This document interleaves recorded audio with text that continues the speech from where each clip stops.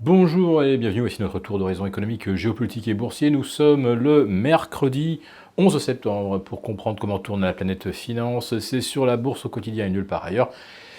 Et l'épisode du jour s'intitulera John Bolton, vous êtes viré. Ouais, c'est quand même l'annonce surprise. Donald Trump qui vire un néoconservateur pur jus à la veille du 18e anniversaire du 11 septembre 2001, avouez que ça ne manque pas de sel. Parce que ce sont bien les néoconservateurs qui ont entraîné les États-Unis dans plusieurs guerres, en Afghanistan, puis en Irak, un petit peu en Libye, puis en Syrie, et qui pousse l'administration américaine à déclencher une guerre avec l'Iran. Et Donald Trump, pour justifier le fait qu'il se passerait désormais des services de John Bolton, il a quand même précisé, il ne le fait pas toujours, qu'il le virait parce que M. Bolton lui avait donné plusieurs conseils qu'il n'appréciait pas. D'habitude, M. Trump se contente de dire « You are fired !» sans donner d'explication. Alors, est-ce que c'est une forme de message? Est-ce qu'on irait vers un apaisement des relations États-Unis-Iran? Bon, rassurez-vous, dans l'administration américaine, il reste encore quelques néoconservateurs.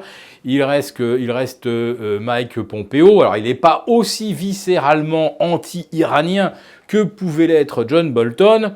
Mais enfin, on va dire que ce n'est quand même pas un ami potentiel des mollahs. En tout cas, l'annonce de l'éviction de M. John Bolton a fait immédiatement rechuter le pétrole. Autrement dit, les spécialistes se sont dit immédiatement on va peut-être vers un apaisement des tensions. Ira-t-on également vers un apaisement des tensions sino-américaines d'ici le 10 octobre?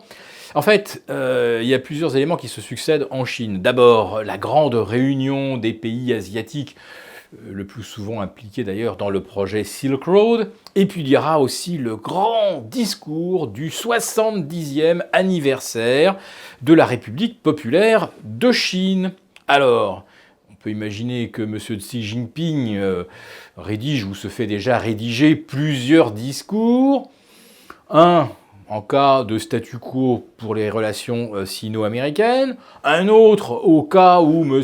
Trump balancerait de nouvelles provocations à l'encontre de Pékin, et puis un troisième discours au cas où, au contraire, M. Trump ferait un geste et parlerait de suspension des sanctions douanières. Par contre, nous sommes un petit peu intrigués par une déclaration de Steven Mnuchin hier, qui évoquant la possibilité d'une baisse d'impôts. Alors on ne sait pas si ça concernera les particuliers ou les entreprises, mais de toute façon ça sera une nouvelle fois au bénéfice des ultra-riches. Donc M. Mnuchin comprend l'objection immédiate. Alors on va encore creuser les déficits, mais il a immédiatement justifié le projet en expliquant que le manque à gagner fiscal sera compensé par les surtaxes douanières à l'encontre de la Chine. Alors comme le projet est pour 2020, est-ce que ça veut dire que M. Mnuchin s'est un petit peu trahi, sachant que les taxes seront maintenues au moins un an de plus et que donc il n'y aura pas de résolution du conflit sino-américain avant les présidentielles de novembre 2020. M. Trump souhaite évidemment être réélu. Les sondages, pour l'instant, c'est la photographie du moment, ne lui donnent pas grande chance d'être réélu d'ici 1 an et 2 mois. Maintenant, dans les prochaines 48 heures, les marchés vont ou pas prendre le tournant, soit de la hausse en direction des 6000 pour le CAC 40, des 15 006 pour le CAC 40 Global Return. Le S&P s'échapperait au-delà des 3000. Oui, si demain, M. Draghi laisse une impression sympathique au marché, eh bien, on pourrait avoir le débordement de la résistance des 5620 testé ce mercredi même. Pour les indices US, on est à 2% des sommets.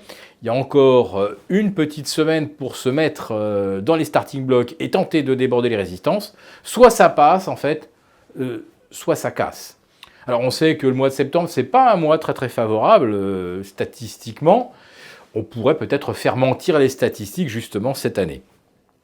Monsieur Draghi, en tout cas, va devoir, comme on dit, délivrer, confirmer les discours qu'il a tenus à Sintra, les promesses implicites qu'il a faites lors de la dernière réunion de la BCE, c'était le 26 juillet dernier, sans quoi la hausse ne tient plus à rien. Parce que les prévisions de bénéfices pour le troisième trimestre sont à la baisse. Le conflit sino-américain, on l'a littéralement digéré d'ores et déjà en imaginant que les choses ne pouvaient aller que mieux. Mais si ce n'est pas le cas, qu'est-ce qu'il restera comme motif pour tenir les marchés en lévitation? Alors bien sûr, il y a en ce moment une rotation sectorielle en faveur des valeurs bancaires.